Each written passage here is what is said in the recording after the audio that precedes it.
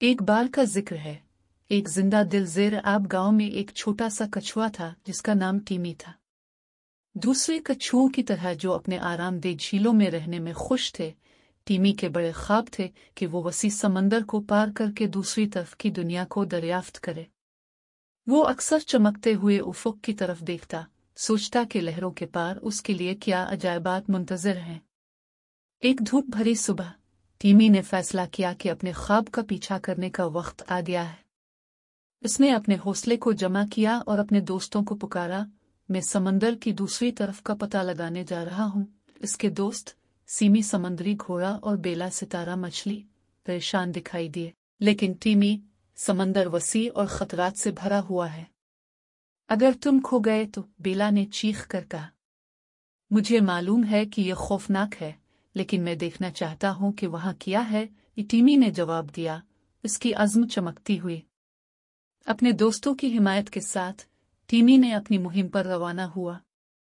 जब वो अपनी झील की हिफाजत से दूर स्विम करने लगा तो उसने जोश और खौफ का मिला जला एहसास किया।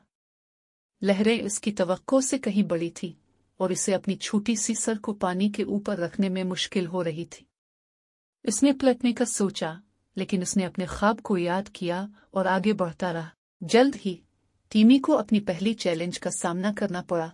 एक वसी बहाव जो उसे इसके रास्ते से दूर ले जा रहा था, छोटा और खौफजदा महसूस कर रहा था। अचानक एक अक्लमंद बूढ़े कछुए दादा शेल उसके पास से गुजरा। तुम्हें क्या परेशान कर रहा है, नौजवान? उसने नरमी से पूछा। मैं समंदर को पार करना चाहता हूँ, लेकिन मुझे खौफ है कि मैं बह जाऊंगा, टीमी ने एतराफ किया। दादा शेल मुस्कुराया। हर बड़ी मुहिम में उसकी चीलीज होती है, टीमी। अपनी ताकत का इस्तेमाल करो और बहाव के साथ स्विम करो, इसके खिलाफ नहीं। खुद पर यकीन रखो और तुम अपना रास्ता पालोगे।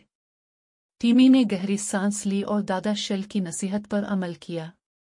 उसने बहाव के साथ स्विम किया, लहरों में अपनी महारत के साथ आगे बढ़ते हुए ज्यादा पुरएतमाद महसूस किया।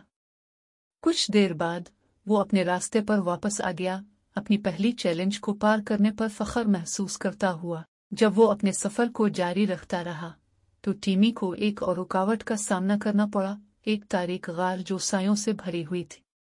इसका दरवाजा इसके सामने था और उसने अंदर रहने वाले मखलूक की कहानियां याद की। अगर कुछ खौफनाक बाहर आ जाए तो, इसने इस ख्याल पर लरसते हुए सोचा।